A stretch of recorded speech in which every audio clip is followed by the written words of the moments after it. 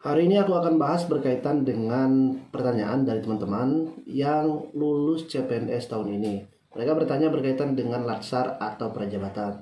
Apa sih sebenarnya latsar atau prajabatan ini?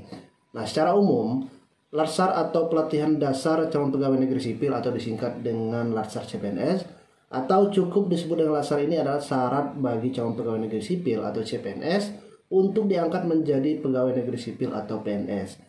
Nah, sebelumnya pada tahun 2015 dikenal sebagai pendidikan dan pelatihan prajabatan atau disingkat dengan diklat prajabatan atau cukup disebut dengan prajab. Nah, jadi pada intinya latsar ataupun prajabatan ini sama. Jadi tahapan ini dilalui bagi kalian yang lulus CPNS, kemudian menjadi syarat bagi kalian jika nantinya ingin diangkat menjadi PNS. Selanjutnya, latsar atau prajabatan ini diatur dalam Peraturan Lembaga Administrasi Negara atau Peraturan LAN Nomor 1 Tahun 2021 tentang pelatihan dasar calon pegawai negeri sipil atau latsar CPNS. Nah, pada peraturan tersebut dijelaskan bahwasanya pada pasal 3 ayat 1, CPNS wajib menjalani masa prajabatan. Kemudian pada ayat kedua, masa prajabatan itu adalah sebagaimana dimaksud pada ayat 1 dilaksanakan selama 1 tahun terhitung sejak tanggal pengangkatan sebagai CPNS. Kemudian pada pasal 4 ayat 1, setiap instansi pemerintah wajib memberikan pelatihan dasar CPNS selama masa prajabatan sebagaimana dimaksud dalam pasal 3 ayat 1. Nah, artinya selama kalian itu bertugas sebagai CPNS, selama 1 tahun itu kalian disebut dengan masa prajabatan. Kemudian selama masa prajabatan, kalian nanti akan melaksanakan latsar atau pelatihan dasar ini sebagai syarat untuk kalian diangkat menjadi PNS, dari CPNS menjadi PNS. Kemudian CPNS hanya dapat mengikuti pelatihan dasar CPNS sebanyak 1 kali. Jadi jika kalian gagal atau tidak lulus mengikuti pelatihan dasar ini, maka kalian secara otomatis itu tidak diangkat atau tidak bisa diangkat menjadi PNS. Atau istilah lainnya, kalian gagal mengikuti masa CPNS ini dan kalian tidak bisa diangkat menjadi seorang aparatur sipil negara. Selanjutnya pada pasal 7 itu disebutkan bahwasanya pelatihan dasar CPNS ini dapat dilaksanakan dalam bentuk pelatihan klasikal atau blended learning. Nah, blended learning ini sebagaimana dimaksud pada ayat 1 tadi, yakni dilaksanakan melalui 3 bagian pembelajaran, yaitu pelatihan mandiri, distance learning, dan pembelajaran klasikal di tempat penyelenggaraan pelatihan CPNS. Nah, distance learning ini artinya adalah pembelajaran jarak jauh seperti pelaksanaan e-learning dan juga nanti pelaksanaan aktualisasi. Nah, apa itu aktualisasi, kemudian pelatihan klasikal itu nanti akan aku jelaskan di video ini. Jadi silakan kalian simak video ini agar informasi yang diberikan dapat bermanfaat untuk kalian. Kemudian jika kalian selama masa CPNS atau prajabatan ini mendapatkan nilai di atas 70 atau masuk dalam kualifikasi paling rendah atau cukup memuaskan, maka kalian dinyatakan lulus mengikuti pelatihan dasar. Tetapi jika kalian memperoleh nilai di bawah 70,01 atau masuk dalam kualifikasi kurang memuaskan atau tidak memuaskan, maka kalian tidak dinyatakan atau tidak lulus pelatihan dasar CPNS. Nah, ini hati-hati untuk kalian yang mengikuti pelatihan dasar atau prajabatan ini. Jika nilai atau poin yang kalian dapatkan itu di bawah 70 atau dengan kategori tidak memuaskan atau kurang memuaskan, maka kalian itu tidak bisa diangkat menjadi PNS. Maka artinya kalian gagal pada masa CPNS ini untuk nantinya diangkat menjadi seorang aparatur sipil negara. Nah, selanjutnya pada pasal 40, jika kalian mendapatkan nilai di bawah 70 tadi atau dengan kategori kurang memuaskan, itu pejabat PPK instansi pemerintah asal peserta, jadi pejabat PPK di instansi kalian masing-masing memberhentikan peserta yang bersangkutan sebagai CPNS. Nah, ini yang sangat hati-hati untuk kalian. Jadi selama kalian mengikuti pelatihan dasar atau prajabatan atau 1 tahun masa CPNS ini, ikuti semua pelatihan, ikuti semua arahan dari atasan kalian. Kemudian peraturan-peraturan yang ada itu kalian ikuti. Karena masa CPNS ini adalah masa pembelajaran untuk kalian.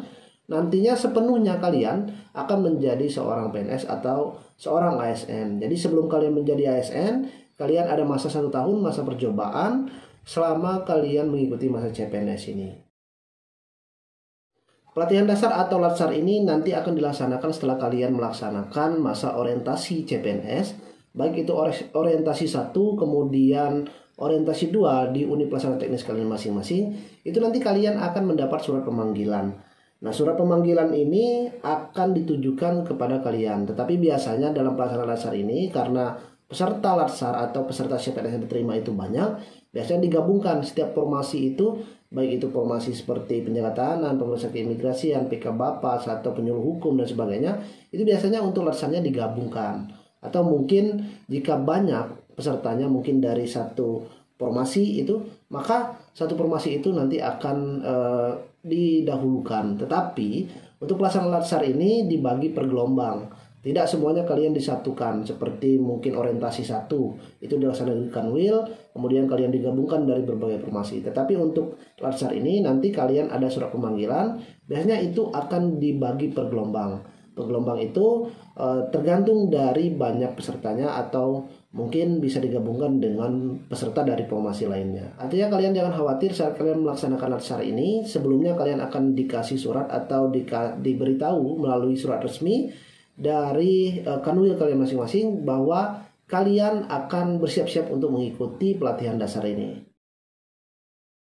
Nah, terkait dengan pelaksanaan latsar ini, untuk setiap tahunnya itu berbeda. Karena kita tahu bahwa tahun ini, sejak tahun 2020, itu kita Indonesia ini mengalami yang namanya penyebaran virus COVID-19. Nah, pelaksanaan latsar ini tentu memiliki kebijakan yang berbeda ke setiap instansi yang memberikan pelatihan dasar. Nah, perbedaannya antara latsar dulu sebelum COVID dan juga setelah COVID-19 ini, pelaksanaan latsar dulu itu dilaksanakan yakni on campus dan juga off campus. Artinya on campus itu kalian nanti akan diinapkan misalnya di kantor BKPSDM atau di satu tempat. Kemudian kalian melaksanakan latsar. Kemudian ada proses off campus. Proses off campus ini adalah proses kalian melaksanakan habituasi atau pelaksanaan selama materi kalian didapatkan di latsar on campus tadi kalian terapkan pada masa off campus. Tetapi setelah COVID-19 ini, pelaksanaan latsar ini dilaksanakan secara jarak jauh atau dengan istilahnya distance learning, jadi pembelajaran jarak jauh. Nah, pelaksanaan latsar ini tidak ada yang namanya on campus dan juga off campus, tetapi semuanya dilaksanakan dengan metode daring. Jadi kalian mengikuti pembelajaran, mengikuti kegiatan itu dengan distance learning tadi, dengan metode learning.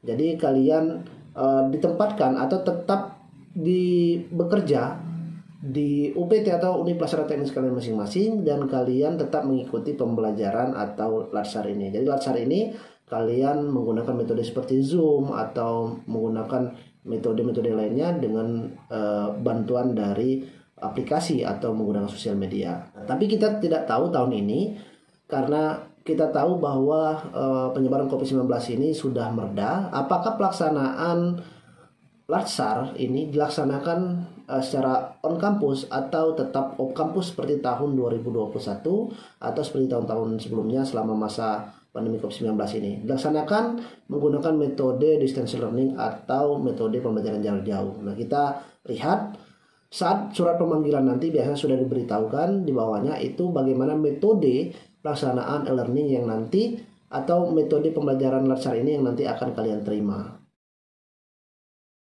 Pelaksanaan pelatihan dasar CPNS ini biasanya dilaksanakan dalam waktu 51 hari dan dibagi menjadi 3 tahapan. Tahapan pertama adalah tahapan pembelajaran atau distance learning, atau mungkin nanti akan diadakan dengan cara on campus. Kemudian masuk ke tahap selanjutnya adalah tahap habituasi. Nah, tahap habituasi ini adalah tahap kalian mempraktekkan apa yang sudah kalian dapatkan pada saat tahap pembelajaran. Kemudian tahapan terakhir adalah tahapan evaluasi aktualisasi dengan menggunakan metode distance learning atau mungkin on campus lagi. Nah, untuk evaluasi aktualisasi ini adalah kalian nanti menyidangkan atau diseminarkan apa hasil dari terapan kalian selama masa proses habituasi ini. Nah, perlu aku sampaikan juga bahwasanya jika kalian nantinya pelaksanaan latsar ini dilaksanakan secara on campus, atau kalian diinapkan mungkin di kantor BKPSDM atau mungkin di satu tempat di Kanwil, itu kalian perlu menyiapkan beberapa dokumen dan juga atribut atau perlengkapan selama kalian mengikuti proses latsar ini. Mungkin seperti baju olahraga, kemudian baju seragam, sepatu, ataupun mungkin nanti netbook atau laptop. Dan itu juga akan diberitahu bersamaan dengan surat pemanggilan kalian untuk mengikuti pelatihan dasar ini. Nah, tetapi jika pelaksanaan dasar kalian dilaksanakan secara metode distance learning atau pembelajaran jarak jauh, kalian tidak usah repot-repot atau sibuk menyiapkan beberapa peralatan dan seragam tadi. Karena pelaksanaan dasar kalian itu pelaksananya secara daring. Jadi kalian tidak kemana-mana, kalian tetap melaksanakan proses dasar ini secara daring di UPT atau unit pelaksana teknis tempat kalian bekerja. Jadi itu tidak usah kalian menyiapkan beberapa seragam seperti baju olahraga dan sebagainya. Tapi kalian masih untuk menyiapkan laptop atau netbook, karena laptop atau netbook itu akan kalian gunakan selama mengikuti proses kegiatan latsar dengan metode distance learning ini. Nah, aku akan jelaskan sedikit gambaran terkait dengan proses selama kalian melaksanakan pelatihan dasar ini. Mulai dari proses pembelajaran, habituasi, kemudian tahapan evaluasi. Nah, sebelum itu kalian harus mengetahui dulu apa saja yang nanti kalian pelajari atau materi yang kalian pelajari selama proses latsar ini atau pelatihan dasar ini. Nah, materi yang akan terima kalian adalah materi aneka. Nah, materi aneka ini adalah nilai-nilai dasar profesi aparatur sipil negara yang akan kalian terapkan ketika kalian bekerja di unit pelaksana teknis kalian masing-masing. Nah, aneka itu terdiri dari aktualisasi, kemudian nasionalisme, etika publik, komitmen mutu, dan juga anti korupsi. Nah, itu untuk materinya sudah banyak di internet, jadi bisa kalian cari apa itu materi aneka. Mungkin sebagai pembelajaran awal kalian sebelum kalian masuk pelaksanaan masa latsar ini. Jadi kalian sudah mengetahui terlebih dahulu secara gambaran kasarnya apa itu materi dari aneka yang nanti akan kalian pelajari selama proses masa latsar ini. Nah, selain dari materi aneka yang nanti akan kalian pelajari selama latsar, kalian juga nanti akan diminta untuk mencari isu-isu atau permasalahan-permasalahan atau kendala di tempat kalian bekerja. Karena kendala atau isu atau permasalahan di tempat kalian bekerja itu nanti akan dibuatkan rancangan aktualisasi. Rancangan aktualisasi ini adalah tugas akhir kalian selama kalian mengikuti proses prajabatan ini. Atau seperti contohnya, itu kalau kalian pernah kuliah atau ada teman kalian, kakak kalian yang kuliah, itu sama saja seperti kalian membuat sebuah skripsi atau karya ilmiah. Ada judul, kemudian diseminarkan, kemudian nanti disidangkan. Nah, dalam proses pembuatan rancangan aktualisasi ini, kalian nanti diminta untuk mencari permasalahan atau kendala di tempat kalian bekerja, dan kemudian kalian nanti akan membuat solusi untuk pemecahan terkait dengan masalah yang akan kalian terapkan di tempat kerja kalian. Nah, seperti contohnya, kalian mencari sebuah permasalahan di tempat kerja kalian atau kendala, mungkin di tempat kerja kalian kurangnya apa, kemudian kalian cari solusi, bagaimana solusi yang terbaiknya untuk mengatasi kendala tersebut, kemudian kalian terapkan nantinya. Selanjutnya, setelah kalian membuat rancangan aktualisasi ini, kalian sudah mengetahui judul apa yang akan kalian ambil atau isu apa yang akan kalian ambil, kemudian kalian menyusun seperti skripsi tadi, ada cara pemecahannya, kemudian bagaimana metode yang digunakan dan sebagainya. Nah, itu kalian akan melaksanakan yang namanya proses habituasi. Nah, proses habituasi ini adalah proses di mana kalian nanti melaksanakan atau menerapkan terkait dengan rancangan yang sudah kalian buat. Nah, saat rancangan tadi kan kalian disuruh mencari isu, kemudian cara pemecahannya. Nah, pada proses masa habituasi ini, kalian terapkan hal tersebut. Kalian terapkan di tempat kalian bekerja. Isu apa yang kalian ambil, kemudian metodenya bagaimana, nah kalian terapkan. Nah, dalam masa habituasi ini kalian nanti akan dibantu oleh coach dan juga mentor.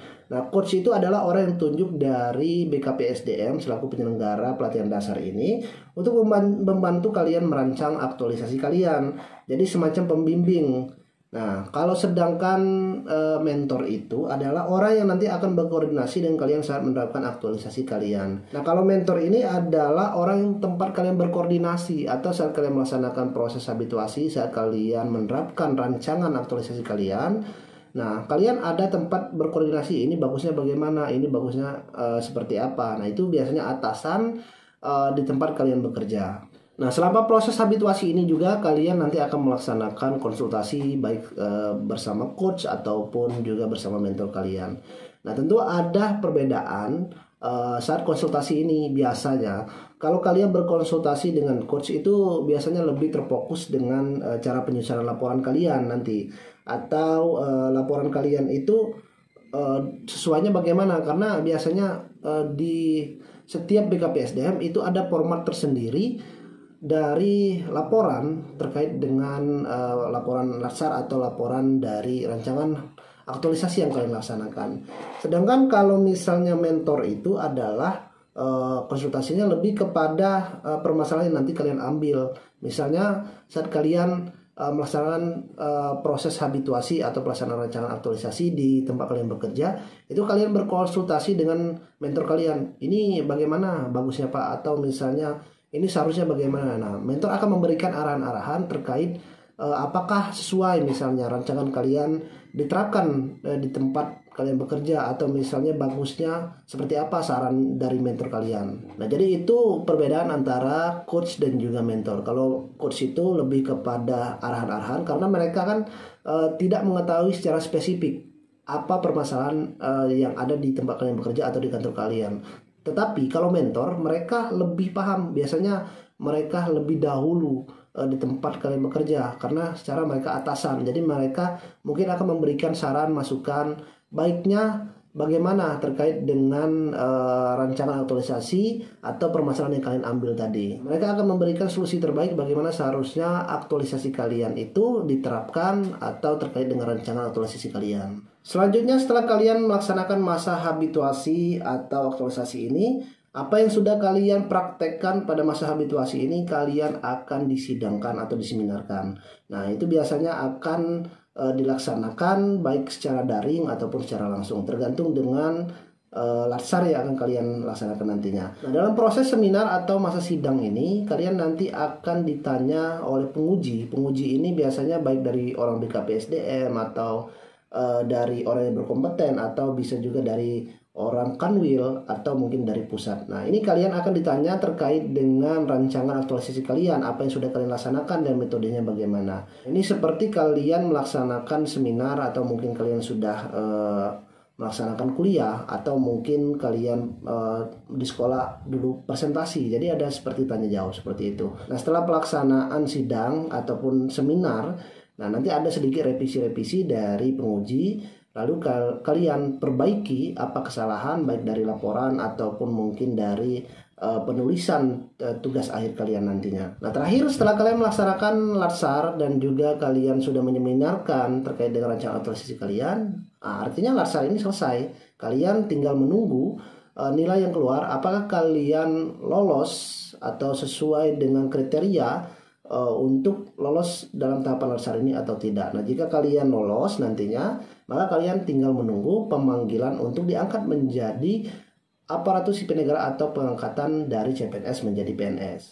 Nah, saran dari aku untuk kalian sebelum melaksanakan proses masa latsar ini, kalian ada lebih baiknya kalian mencari sedikit referensi baik secara materi, atau kalian mulai dari sekarang saat kalian sudah ditempatkan di OPT, kalian lihat-lihat di OPT kalian apa isu yang nanti akan kalian angkat, atau apa permasalahan yang sekiranya bisa kalian angkat dan penyelesaian materinya bagaimana. Jadi kalian nanti setelah mengikuti latsar, kalian tidak bingung lagi apa rancangan aktualisasi kalian yang akan kalian ambil, dan ikuti setiap kegiatan latsar ini dengan sebaik-baiknya, karena kegiatan latsar ini hanya dilaksanakan satu kali selama kalian menjadi seorang CPNS. Jika kalian gagal, maka kalian tidak bisa diangkat menjadi PNS, dan ikuti sebaik-baiknya proses latsar ini.